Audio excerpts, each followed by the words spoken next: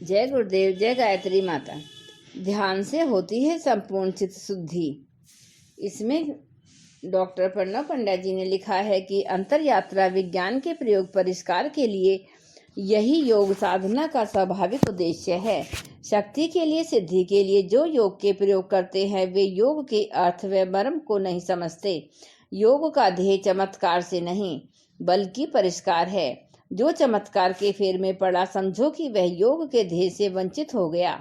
चमत्कार की अलौकिकताओं से योग कभी भी परिभाषित नहीं होता। योग का परिचय एवं योग की परिभाषा तो परिष्कार है। इस परिष्कार की विधियां, इसके विधान ही वास्तविक अर्थों में योग विज्ञान है। योग की परिष्कार साधना जब जीवन की विविध कक्षाओं को उत्तीर्ण करते हुए चित्त को परिष्कृत करती है, तब उसमें ज्ञान का बोध का उदय होता है।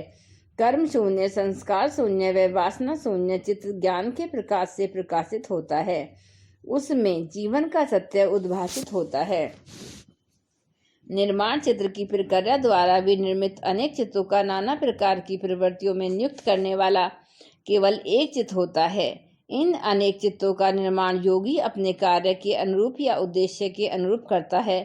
इस कार्य के लिए ये सभी चित्त अलग अलग तरह के स्थूल अथवा सूक्ष्म शरीर धारण करते हैं। इन सभी की क्रियाशीलता तथा सक्रियता अपने अपने तल पर प्रकृति के नियमों व मर्यादाओं के अनुरूप होती है।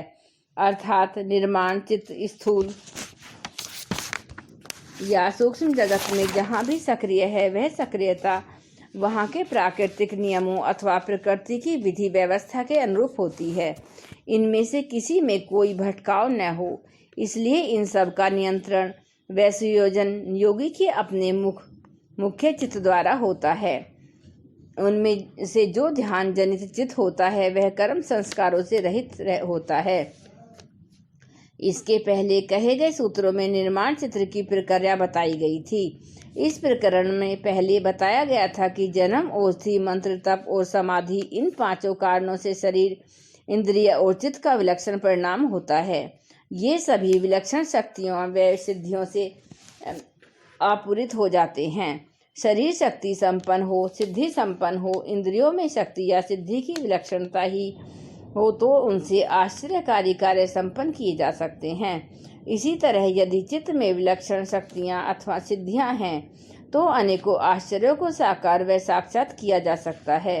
लेकिन इनमें से किसी भी कैवल्य ज्ञान संभव नहीं हो सकता। इसके लिए तो अनाशय अर्थात कर्म संस्कारों से मुक्त चित्त होना चाहिए, जो केवल ध्यान समाधि से ही संभव है।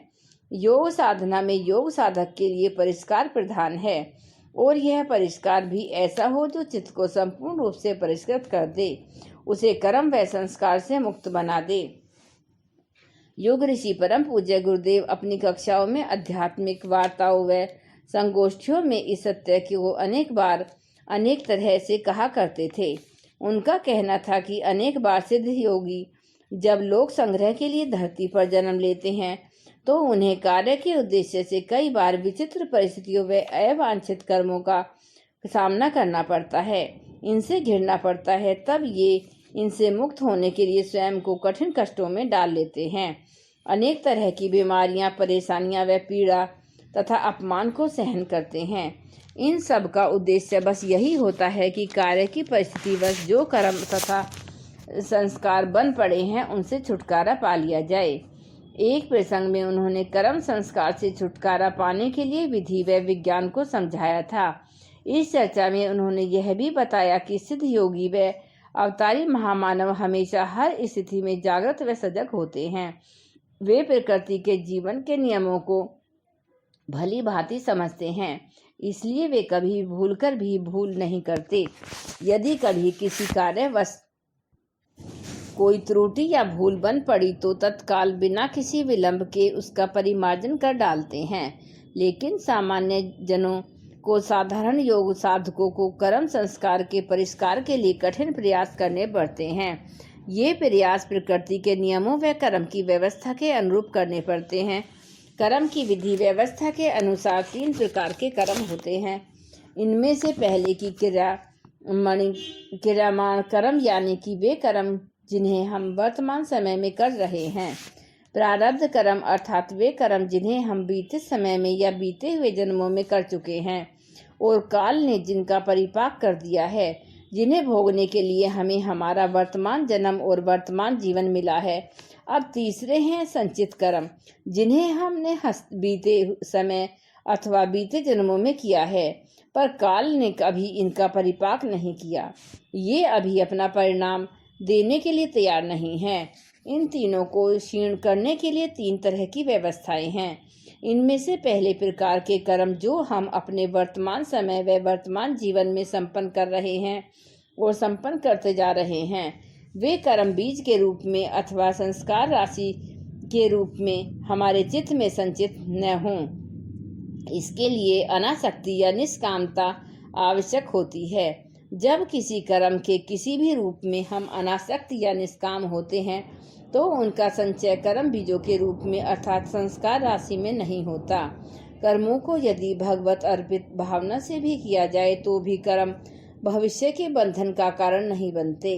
दूसरे तरह के कर्म जो प्रारब्ध के रूप में परिपक्व हो चुके हैं, उन्हें भोगना अनिवार्य हो जाता है।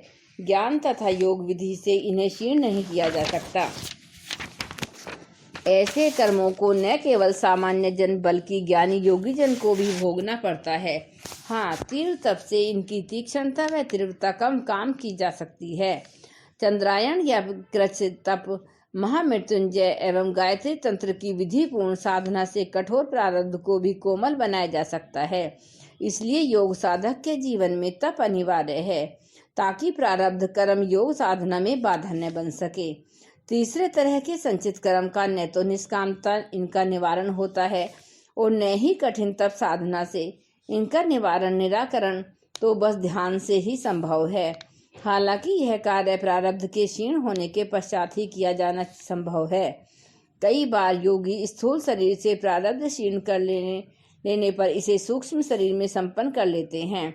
ध्यान साधना से समाधि के अभ्यास से संचित कर्मों का कोश रिक्त हो जाता है और चित्त अनाशय हो जाता है। फिर ऐसे चित्त में स्वभावतः ज्ञान का प्रकाश हो जाता है।